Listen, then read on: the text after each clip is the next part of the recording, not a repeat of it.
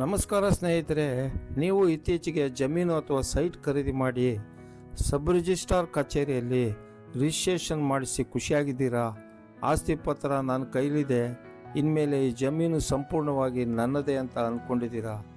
ಹಾಗಿದ್ರೆ ಸ್ವಲ್ಪ ತಡೀರಿ, ನೀವು ಬಹಳ ದೊಡ್ಡ ತಪ್ಪು ಕಲ್ಪನೆಯಲ್ಲಿದ್ದೀರಾ.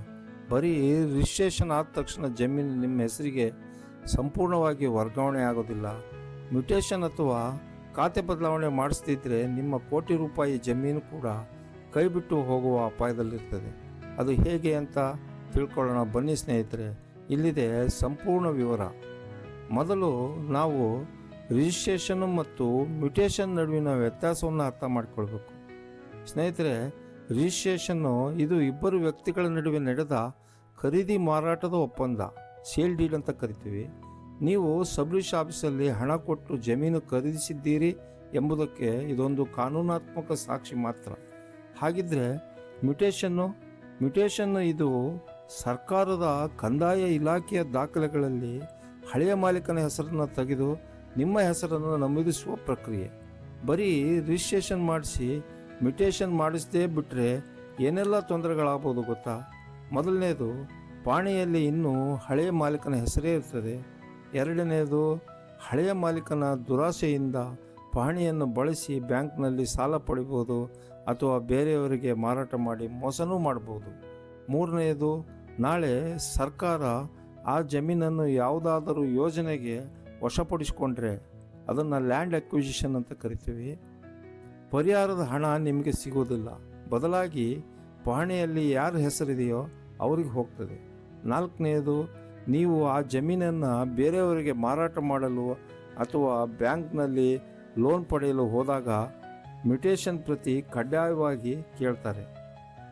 ಹಾಗಾಗಿ ನೀವು ಅಥವಾ ನಿಮ್ಮ ಸ್ನೇಹಿತರು ಇತ್ತೀಚೆಗೆ ಜಮೀನು ತೆಗೆದುಕೊಂಡಿದ್ರೆ ತಕ್ಷಣವೇ ಮ್ಯೂಟೇಷನ್ ಆಗಿದೆಯಾ ಇಲ್ವಾ ಅಂತ ಚೆಕ್ ಮಾಡ್ಕೊಳ್ಳಿ. ಸ್ನೇಹಿತರೆ, ರಿಜಿಸ್ಟ್ರೇಷನ್ನು ಆಸ್ತಿ ಖರೀದಿಯ ಮೊದಲೇ ಹೆಜ್ಜೆ ಆದರೆ ಮ್ಯೂಟೇಷನ್ನು ಸಂಪೂರ್ಣ ಮಾಲೀಕತ್ವ ಪಡೆಯುವ ಕೊನೆಯ ಮತ್ತು ಅತಿ ಮುಖ್ಯ ಹೆಜ್ಜೆ. ಆದ್ದರಿಂದ ಸ್ನೇಹಿತರೆ, ಕರ್ನಾಟಕದಲ್ಲಿ ಮ್ಯೂಟೇಷನ್ ಪ್ರಕ್ರಿಯೆ ಹೇಗೆ ನಡೀತಿದೆ ಅನ್ನೋದಾದರೆ, ಈಗಿನ ದಿನಗಳಲ್ಲಿ ಕರ್ನಾಟಕದಲ್ಲಿ ಕಾವೇರಿ 2.0 ವ್ಯವಸ್ಥೆ ಬಂದಿರೋದ್ರಿಂದ ಸಬ್ ರಿಜಿಸ್ಟ್ರಾರ್ ಆಫೀಸ್ನಲ್ಲಿ ಆಸ್ತಿ ನೋಂದಣಿಯಾದ ತಕ್ಷಣವೇ ಆನ್ಲೈನ್ ಮೂಲಕ ಜೆ ಫಾರಮ್ಮು ಕಂದಾಯ ಇಲಾಖೆಗೆ ಅಂದರೆ ಭೂಮಿ ಪೋರ್ಟಲ್ಗೆ ಆಟೋಮೆಟಿಕ್ ಆಗಿ ರವಾನೆ ಆಗ್ತದೆ. ಆದರೂ ನೀವು ಸುಮ್ಮನೆ ಕೂರುವಂತಿಲ್ಲ. ನೋಂದಣಿಯಾದ ನಂತರ ನಿಗದಿತ ದಿನಗಳಲ್ಲಿ ಗ್ರಾಮ ಆಡಳಿತಾಧಿಕಾರಿ, VA ಅಥವಾ ರಾಜಸ್ವ ನಿರೀಕ್ಷಕರು, RI ಇವರು ಸ್ಥಳ ಪರಿಶೀಲನೆ ಮಾಡಿ ನೋಟಿಸ್ ಜಾರಿಗೊಳಿಸ್ತಾರೆ. ಈ ನೋಟಿಸ್ಗೆ 30 ದಿನಗಳ ಕಾಲ ಯಾರಾದರೂ ತಕರಾರು ಅಥವಾ ಆಕ್ಷೇಪಣೆ, ಅದನ್ನು ಅಬ್ಜೆಕ್ಷನ್ ಅಂತ ಕರಿತೀವಿ, ಎತ್ತಲು ಅವಕಾಶವಿರ್ತದೆ. ಯಾವುದೇ ಆಕ್ಷೇಪಣೆ ಬಾರದಿದ್ದರೆ ತಹಶೀಲ್ದಾರ್ ಅವರು ಮ್ಯೂಟೇಷನನ್ನು ಅನುಮೋದಿಸುತ್ತಾರೆ.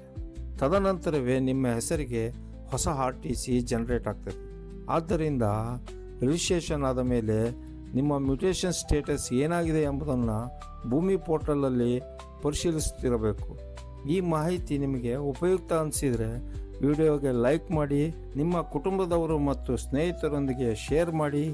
ಆಸ್ತಿ ಮತ್ತು ಜಮೀನಿನ ಬಗ್ಗೆ ಇನ್ನಷ್ಟು ಮಾಹಿತಿ ಪಡೆಯಲು ನಮ್ಮ ಚಾನಲ್ಗೆ ಈಗಲೇ ಸಬ್ಸ್ಕ್ರೈಬ್ ಮಾಡಿ. ಧನ್ಯವಾದಗಳು ಸ್ನೇಹಿತರೆ.